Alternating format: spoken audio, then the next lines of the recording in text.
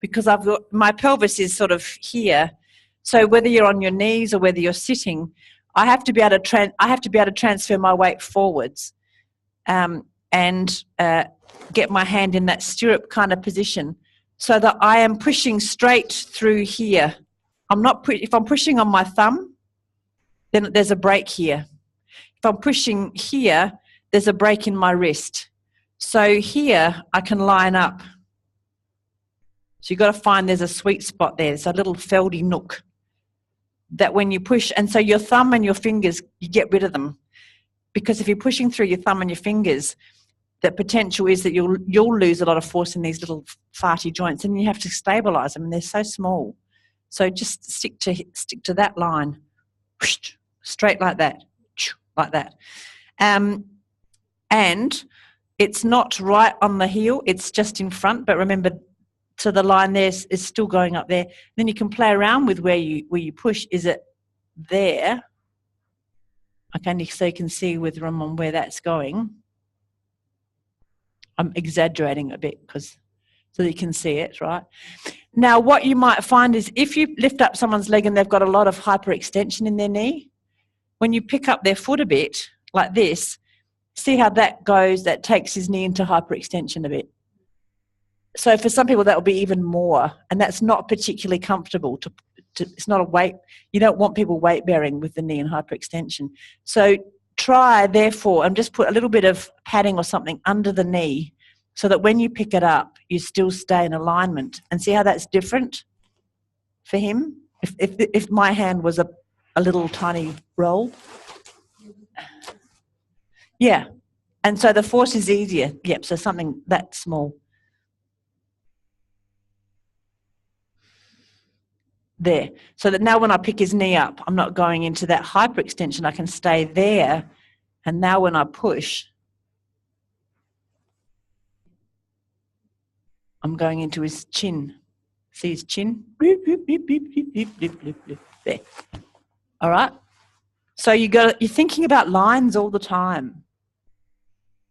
You're thinking about the skeleton. So this is where you have to have X-ray vision, and you're kind of imagining that you're seeing his skeleton inside all of this fleshy bit. Yep.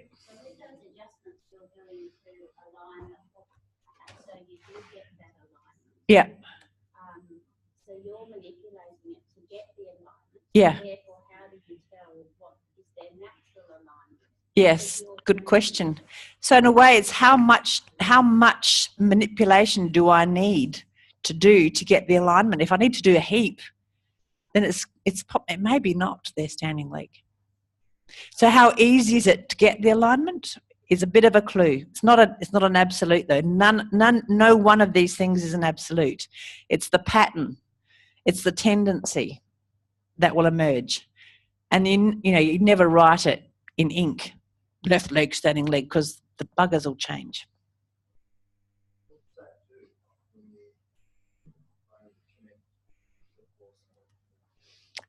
Good question.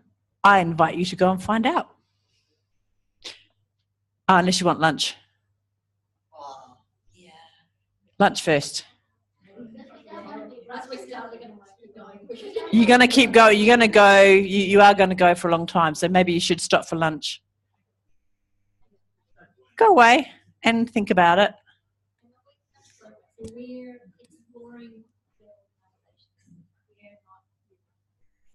Ah, well, Jen, what do you think? Sorry, what was the question? Are we exploring? Are we giving? What are we doing? Giving them information? What?